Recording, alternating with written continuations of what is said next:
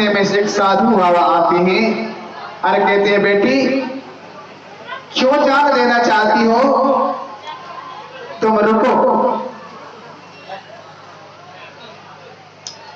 कहा, महाराज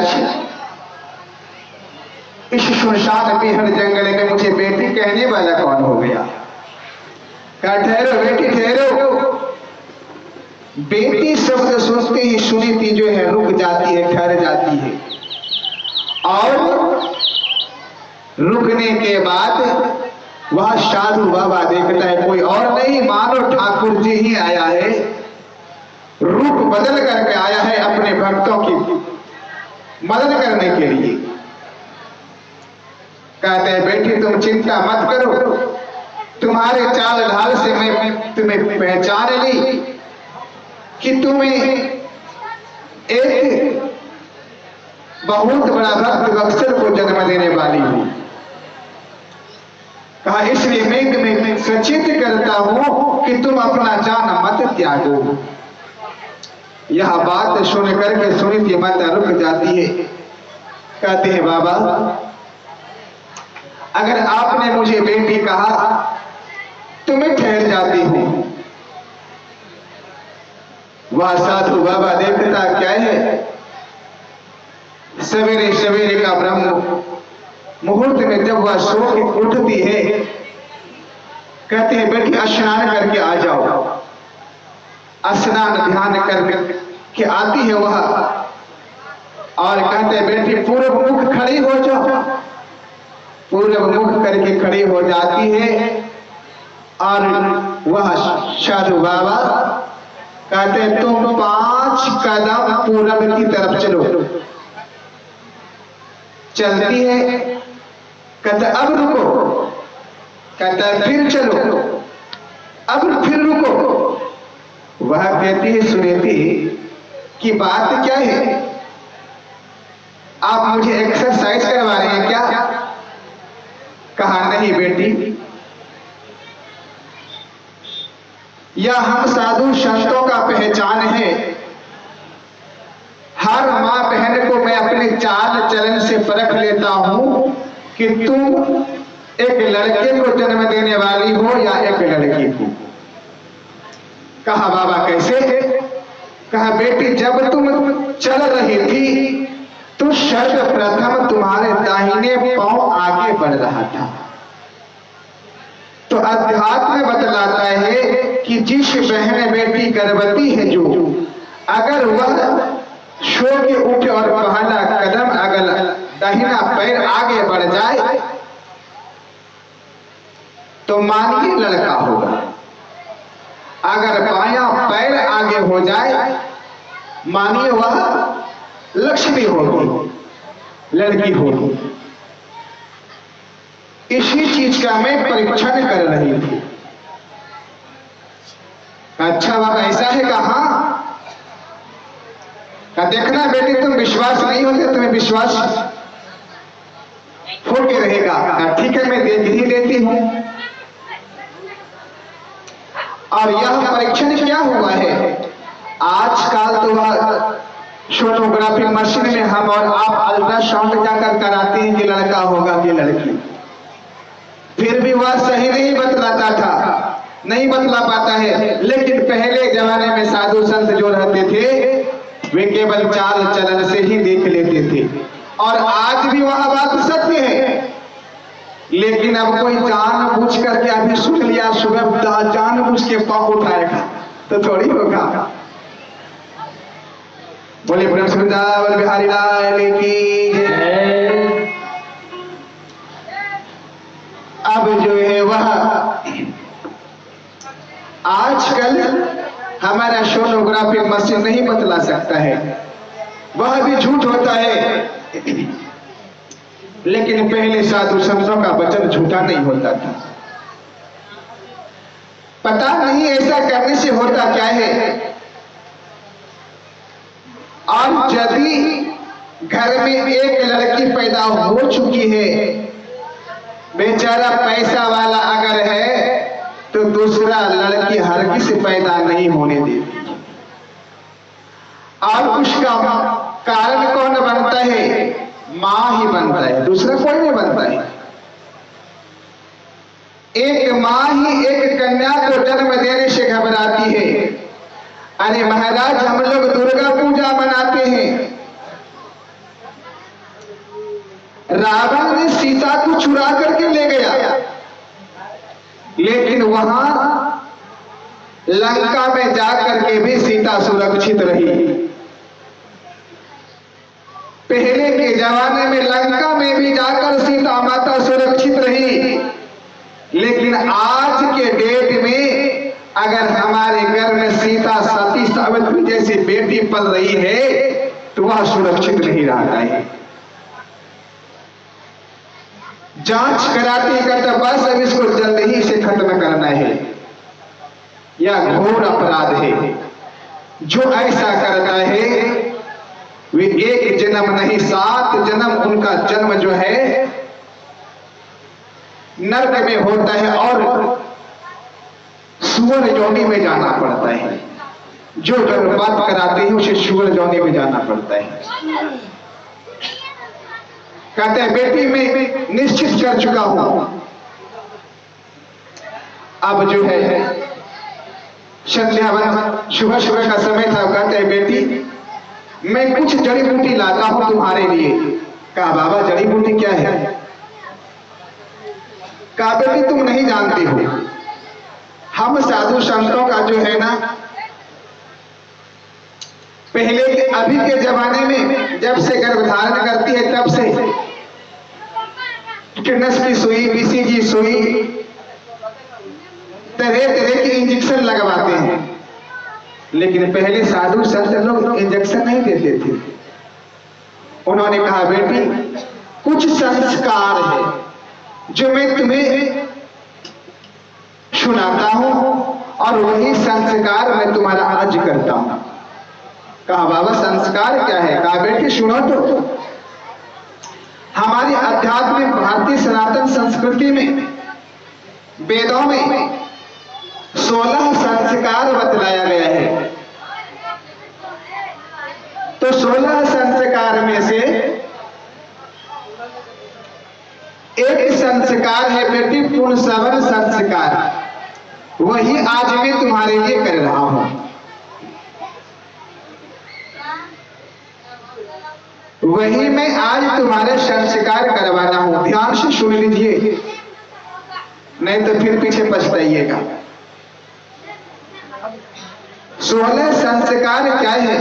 कहा बेटी गर्भाधान से लेकर के अंतिम तक 16 संस्कार है। गर्भाधान संस्कार हमारे ऋषि मुनि महात्मा लोग करते थे, वो संस्कार हम मनुष्य नहीं कर पाते हैं। लेकिन जब जान जाते हैं कि अब मैं गर्भ धारण कर चुकी हूं, 2 या 3 महीने का गर्भवती बन चुकी हूं, तो हमें संस्कार करवाना चाहिए। वह संस्कार है पुंसवन संस्कार। और पुंसवन संस्कार के लिए औषधि लगता है।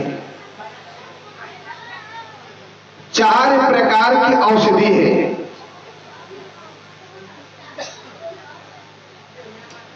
वह औषधि क्या है? गिलोई, बरगद की जटा और पीपल का कोमल कोमल पत्ता।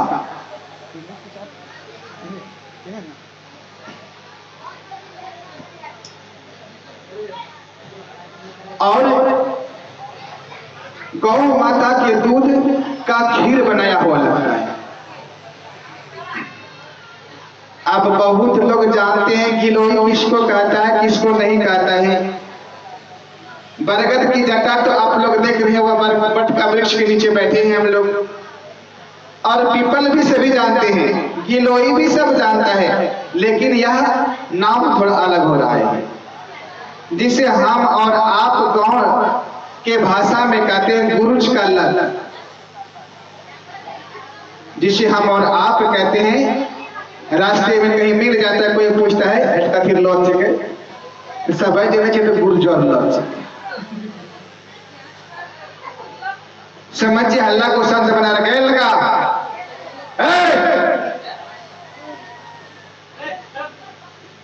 है नो बैठे बैठे गर्दन सुतले कथी नहीं कमाई करे छात्र।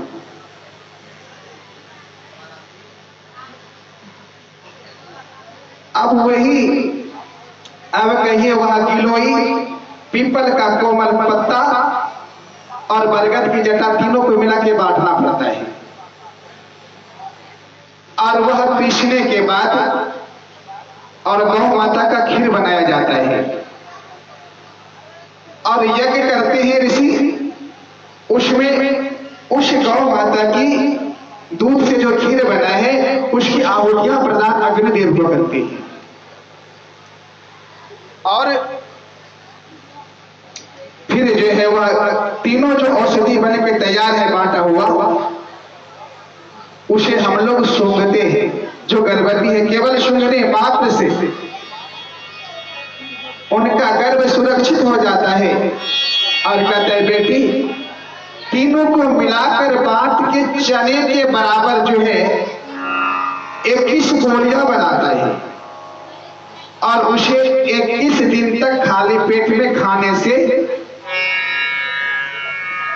गर्भवती महिला को किसी भी प्रकार का जो है इंजेक्शन लेने की जरूरत नहीं पड़ता है और दुनिया का कोई ताकत उस गर्भ को नष्ट नहीं कर सकता है। ये पहले जमाने की बात है। आज भी जब हम हरिद्वार में थे तो वहां ऐसा संस्कार आज भी कराया जाता है, बिल्कुल मुफ्त, पैसा नहीं लगता है। लेकिन आजकल के पंडित पुरोहित सारे संस्कार को छुपा रहा है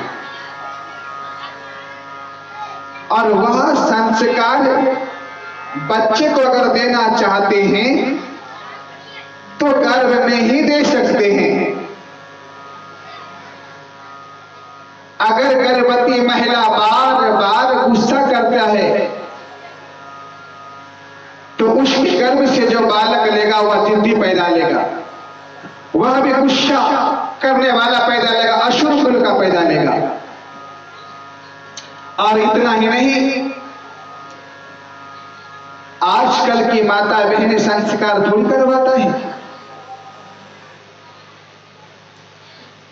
16 संस्कार में से है प्रथम पुंसवन संस्कार, जन्म के बाद होता है नामकरण संस्कार और नामकरण संस्कार के बाद आता है फिर विद्या आरंभ, अन्नप्राशन संस्कार, विद्या आरंभ संस्कार, कर्मछेदन संस्कार, मुंडन संस्कार, विवाह भी एक प्रकार का संस्कार है। विवाह संस्कार सबसे बाद में आता है, वह श्राद्ध कर्म जो करते हैं वह संस्कार।